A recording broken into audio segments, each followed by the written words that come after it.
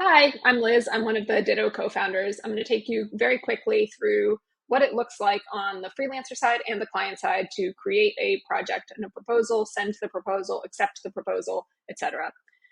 So you'll see here on the left, we have our freelancer view. I've signed up as a new freelancer. I'm going to create a project.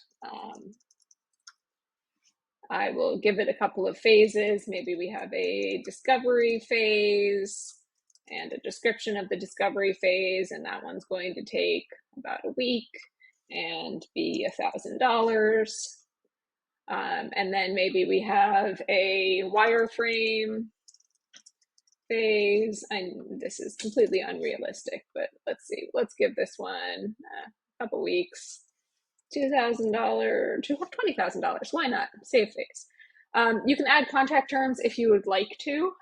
The terms and conditions that you agree to when you first sign up for Ditto actually cover, they function as your contract because the client has to agree to them too when they accept, after they accept a proposal.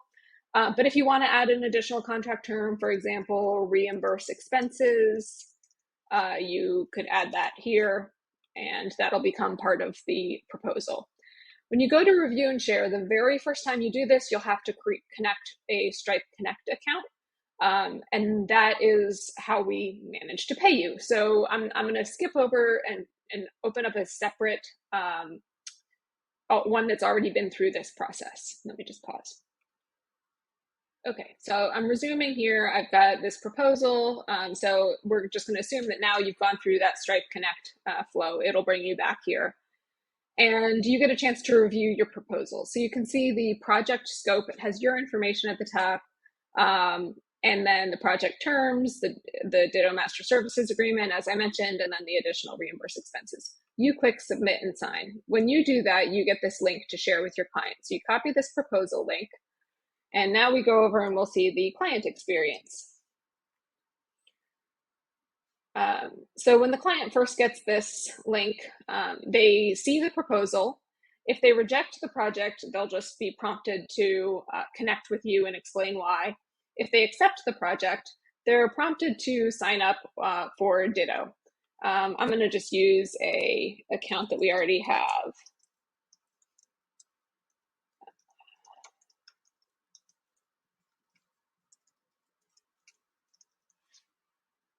So that you can see. So once they accept, they get prompted to go straight to the payment flow. So now it's time to fund the first phase of work. You put money into the project account. This won't be released unless you're satisfied. So they pay. They're prompted. The first phase has to be funded. They can fund both phases at the same time, and then they'll pay now. And they can use a Plaid, they'll go through. So I have these saved because this is an account that has been through the Plaid onboarding. But if you're familiar with Plaid, it just uses the login information in order to make it so that someone doesn't have to go find their routing and account numbers. So then they would submit the payment. Thanks for your payment. You can get your invoice in the portal, et cetera, explains how the escrow works again, even though they've already agreed to that. And then here you'll see we've got this $21,000 test project and both are funded. Now we'll take a look at it on both sides here. So we have these, you can see that both phases are funded. This is the freelancer side. So the freelancer can say start work and say, okay, it's work is happening once you're done. And so once on the client side, what that looks like is it now shows as in progress, not just funded.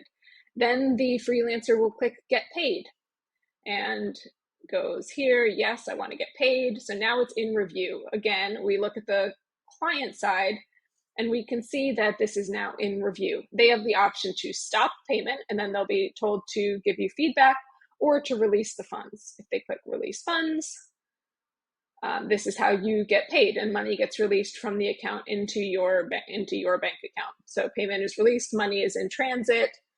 And then you can see here that now